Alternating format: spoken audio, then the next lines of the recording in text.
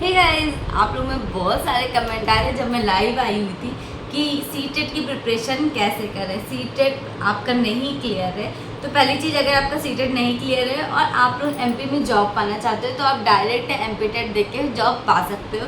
वहाँ पे आपको अगर एमपी टेट क्वालिफाई हो जाता है, पैटर्न सेम सीटेट की तरह, अगर आपका एमपी टेट क्वालिफाई हो गया है तो बस जब वैकेंसी निकालेंगे लाइफ टाइम कभी भी आप फॉर्म भरने के लिए एलिजिबल हो जाओगे। तो मेरे अकॉर्डिंग आपको एमपी टेट देना चाहिए।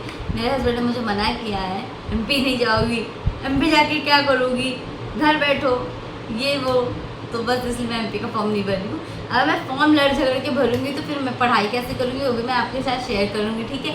तो एक चीज़ तो ये होगी। अब बात करते हैं सीटेट वाले की, जिनका जुलाई में 1-2 नंबर से रुका है, हाउस वाइफ हो, तो उनके लिए ये वीडियो बहुत ज़्यादा इन्फॉर्मेटिव है। बहुत ही एकदम नॉर्मल तरीके से मैं आपको बताने वाली, वीडियो को लास्ट तक ज़रूर देखना, बिकॉज इससे अच्छी वीडियो आपको नहीं कोई बता सकता। मेरे साथ मैंने कैसे स्टडी की थी, मैं मेरे ससुराल में रह रही थी जब मैंने सीटेट का फर्स्ट टाइम एग्ज़ाम दिया था। 2019 या 20 की बात करते हैं, क्योंकि मेरा 17 बैच था, ठीक है। सीटेट का पहली बार मेरा सेंटर पड़ा था चंडीगढ़ में, और मैं घर से आई हुई थी अचानक से, ये सब कुछ सीटेट का सिलेबस कंप्लीट करना, हर चीज़ मुझे नहीं उतना नॉलेज थी। अब तो सीटेट लगता है कि हाँ मैं कर सकती हूँ, क्योंकि मैंने 2 बार क्वालिफाई किया, ऑफलाइन भी क्वालिफाई किया है, ऑनलाइन भी क्वालिफाई किया, और मैंने अपनी पूरी मार्कशीट आप लोगों के साथ शेयर की, ठीक है। तो सबसे पहली चीज़ अब स्टार्ट करते हैं। बट अगर आप में दिसंबर में सीटेट का पेपर देना है तो जब फॉर्म भरते होगे आप लोग, तो जाहिर सी बात है, अगर आपका बीएससी मैथ है तो सेकंड पेपर में मैथ और साइंस लेते होंगे।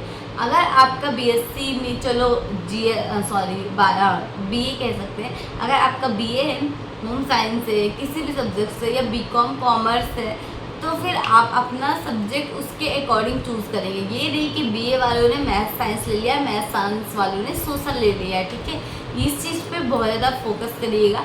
कभी कभी सब्जेक्ट का कॉम्बिनेशन इस वजह से नहीं बन पाता है, और आप लोग सीटेट क्वालिफाई करने के बाद भी फॉर्म भरने के लिए एलिजिबल नहीं रहते हो। आई होप सो गाइज, मैं जो कह रही हूँ आप लोग समझ रहे हो, ठीक है, ओके। तो अब स्टार्ट करते हैं सीटेट क्वालिफाई करने की निंजा टेक्निक, जो कि मैंने यूज़ की थी फर्स्ट टाइम पे जब मैंने सीटेट क्वालिफाई किया था। तो मुझे उम्मीद नहीं थी ऐसी कि मैं सीटेट क्वालिफाई कर लूँगी। मैं, मेरी बहन, दोनों लोग साथ में एग्ज़ाम देते थे, और मेरी मम्मी का एक डायलॉग रहता है कि तुम्हारी वजह से मुझे बहुत ये होता है कि चलो उसका निकल जाता है, तुम अटक जाती हो। तो मेरे दिमाग में ये चीज़ हमेशा बैठी रहती थी। फिर मैंने सोचा सीटेट को मैं इतना अच्छे से पढ़ूंगी कि मुझे क्वालिफाई करके रहना है। और सबसे पहली चीज़, सीटेट क्वालिफाई करने के लिए आप लोगों को सीडीपी साइकोलॉजी पे बहुत ज़्यादा फोकस करना है, सीडीपी पे। बिकॉज सीडीपी आपका एक ऐसा सब्जेक्ट है जिसमें आपको पढ़ाई तो करनी है, पर आपका माइंड कितना काम करता है वो उस चीज़ को दिखाता है। जैसे कि आपको क्वेश्चन जो आते हैं पेडागोजी के, स्पेशली देखो जीन पियाजे, वाइगोत्स्की, ये सब जो कोई भी, ये तो आपका एक पॉइंट वाला होता है, उसे आपको टिक करना होता है। बट सीडीपी में 15 नंबर की जो पेडागोजी होती है वो आपके माइंड पे डेवलप करती है कि आपका माइंड कहाँ तक जा सकता है। हमेशा पॉजिटिव रहना है, जो भी 4 ऑप्शन में से पॉजिटिव ऑप्शन दिखे आप उसी को क्लिक करना। मतलब वीडियो को स्किप मत करना, मैं बहुत ही उसको समझा रही हूँ, समझने की कोशिश करना मैं क्या रही हूँ। जैसे 4 ऑप्शन दिखते हैं आपको, मान लीजिए क्वेश्चन आता है कि एक टीचर एक बच्चे को समझा रहा है, तो बच्चे को समझ में नहीं आ रहा, अब टीचर को क्या करना चाहिए। तो उसमें रहेगा टीचर को छोड़ देना चाहिए, बच्चे को मारना चाहिए, सजा देनी चाहिए, या उसे प्यार से समझाना चाहिए, या उस बात को पकड़ना चाहिए कि क्या कमी रह गई टीचर के समझाने में, ना कि बच्चे के समझने में। ओके, टीचर के समझाने में क्यों बच्चे को नहीं समझ में आ रहा है। तो हमें जो बेस्ट ऑप्शन लगेगा, जिसमें गलती टीचर की होगी, स्टूडेंट की नहीं होगी, भले ही उसे उस चीज़ को समझने में 10 बार लगे, ठीक है। तो आप इस चीज़ को माइंड सेट करके रहो कि पूरी गलती वहाँ पे एक शिक्षक की होती है, एटमॉस्फेयर की होती है, कि वो कितना एटमॉस्फेयर बच्चों को दे रहा है, ठीक है। उस अकॉर्डिंग आप वहाँ के ऑप्शन को टिक करोगे। सीडीपी काफ़ी ज़्यादा ईजी है और मेरा फेवरेट सब्जेक्ट है, बहुत ही सरल होता है इसलिए। तो सीडीपी आप ऐसे क्वालिफाई कर सकते हो। उसके बाद में अब बात करते हैं लैंग्वेज की। लैंग्वेज मैं हमेशा रखती थी हिंदी को संस्कृत के साथ में, इंग्लिश मुझे बिल्कुल अलग लगती थी, एकदम हवा में। बट जो आपका हिंदी के साथ में संस्कृत था वो एक अलग चीज़ था, और हिंदी के साथ में संस्कृत काफ़ी ज़्यादा ईजी हो जाता है। समझने की बात यहाँ पे ये है कि हिंदी और संस्कृत दोनों की जो पेडागोजी है वो लगभग सेम होती है, ठीक है। संधि विच्छेद भी आप लोग उसी से वो मतलब टॉपिक मिल जाते हैं। इसलिए मैं ज़्यादा फोकस करती थी कि मेरा हिंदी के साथ संस्कृत हो। हिंदी आपकी अच्छी रचनाएं वगैरह पढ़नी होती है, बट जो पेडागोजी का होता है वो अलग से आप यूट्यूब पे वीडियोस डालोगे हिंदी पेडागोजी, क्योंकि हिंदी में भी पेडागोजी होती है और मैथ्स में भी होती है। मैंने मैथ्स भी पेडागोजी पढ़ी थी और मैंने एक नोट्स बनाई थी पतली सी।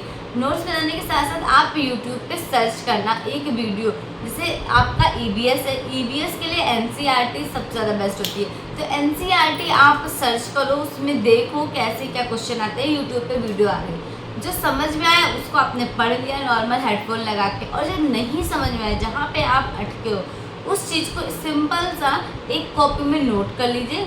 और उससे क्या होगा, जब आपका एग्ज़ाम पास में आएगा वो सारी चीज़ें आप फिर से रिवाइज कर सकते हो। तो एक वो वाला जो जोश होता है पढ़ने का, सीटेट को क्लियर करने का, वो एकदम अलग था, क्योंकि फर्स्ट टाइम था मेरी लाइफ में। और ये वीडियो सिर्फ इसलिए बनानी पड़ी क्योंकि बहुत से स्टूडेंट कह रहे हैं कि मेरे 4 बार से सीटेट क्लियर नहीं हुआ है। कैसे क्लियर नहीं हुआ सीटेट? सीटेट क्लियर करना काफ़ी ज़्यादा आसान है, बस आप अपना माइंड सेट रखो, ठीक है। और जो पढ़ो वो लिमिटेड पढ़ो, इतना नहीं कि बस पढ़ते जाओ पढ़ते जाओ पढ़ते जाओ। किसी का बैच लेने की कोई ज़रूरत नहीं है, क्योंकि सीटेट का बैच कौन लेता है यार? ऐसा मुझे नहीं लगता कि सीटेट के बैच की कोई नीड है, ठीक है। बस मैंने आपको जो बता दिया वो चीज़ फॉलो करो। इसके अलावा जो बीए के स्टूडेंट्स होते हैं उनकी मैथ्स कमज़ोर होती है और सीटेट में मैथ्स आती है, पीआरटी की बात करें तो अगर आपके सारे सब्जेक्ट के लगभग सही नंबर बन रहे हैं तो मैथ्स में अगर आप 10 नंबर भी पा जाओ, 12 नंबर भी पा जाओ, तो आप सीटेट क्वालिफाई हो। नहीं 100-110 तो आपके 92 नंबर तो आए जाएंगे, 90+ नंबर होना चाहिए, ताकि आप अदर स्टेट में जब भी टीचिंग वैकेंसीज आए तो आप फॉर्म तो फिल कर सको, ठीक है। तो ये जो स्ट्रेटजी मैंने आपको बताई, जो सब्जेक्ट आपका कमज़ोर है उससे छोड़ दो, और माइनस मार्किंग तो होती नहीं है और आराम से तुक्का भी लगा सकते हो, ठीक है। और ये चीज़ आप अपने ध्यान में रखो, जो आपका स्ट्रॉन्ग है, जैसे सीडीपी अच्छी होनी चाहिए, हिंदी अच्छी होनी चाहिए, लैंग्वेज आपकी अच्छी होनी चाहिए। तो ये सारी चीज़ें अगर आपकी ठीक है तो आप सीटेट तो आराम से क्वालिफाई कर सकते हो, ठीक है। इसके अलावा भी कोई डाउट होगा आपके पास तो आप मुझे कमेंट सेक्शन में बोलना, और आज मैं आप लोगों के क्वेश्चन लूँगी कुछ कमेंट्स के, और कल फिर से नेक्स्ट वीडियो जो मेरी आएगी उसमें फिर से मैं आपके कमेंट्स लूँगी। सबसे पहला कमेंट है यहाँ पे शालिनी तनवार का, सुपर टेट की सारी डिटेल्स बताइए क्योंकि कुछ डाउट है, क्या क्वालिफिकेशन होनी चाहिए? सुपर टेट के लिए आपकी क्वालिफिकेशन सिंपल है, ग्रेजुएशन के बाद आपने जो बीएड कर रखा है या बीटीसी कर रखा है, उसके बाद में टेट या सीटेट क्वालिफाई कर रखा है बस।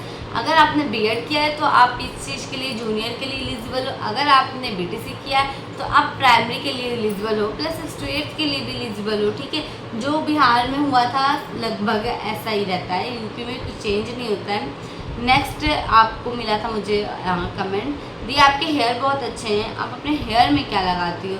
मैं मेरे हेयर में कुछ नहीं लगाती हूँ, जब से श्रीजा हुई तब से तो बिल्कुल भी नहीं मुझे टाइम मिलता है कि कैसे क्या करूँ। और बस ये कि कंघी भी हो जाए इस टाइम पे तो बहुत बड़ी बात है, और वो बाल मेरे तोड़ के ये देखो कैसे कर चुकी है श्रीजा। तो बस अभी फ़िलहाल के लिए मैं कुछ भी नहीं लगाती हूँ, बट मुझे मौका मिलेगा नेक्स्ट ईयर से जब श्रीजा बड़ी जाएगी तो ज़रूर अपने बालों का ख्याल रखूँगी।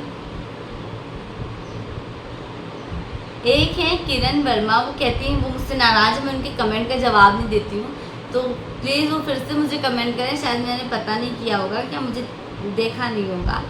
नेक्स्ट क्वेश्चन है, आपने सुपर टेट के लिए, ये आंचल का, कि आपने सुपर टेट के लिए कौन सा कोर्स लिया है दी, आप फॉर्म फिल करोगी?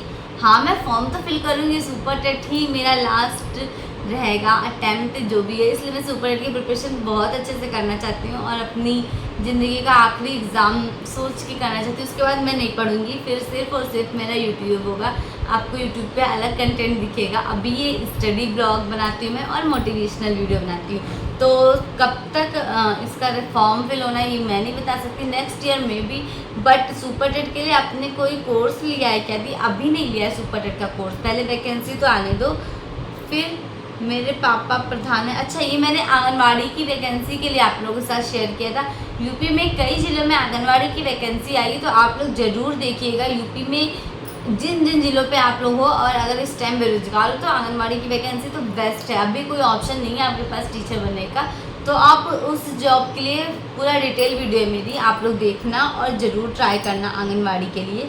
और इसके अलावा बस मैं थोड़े थोड़े करके कमेंट लूँगी, ठीक है।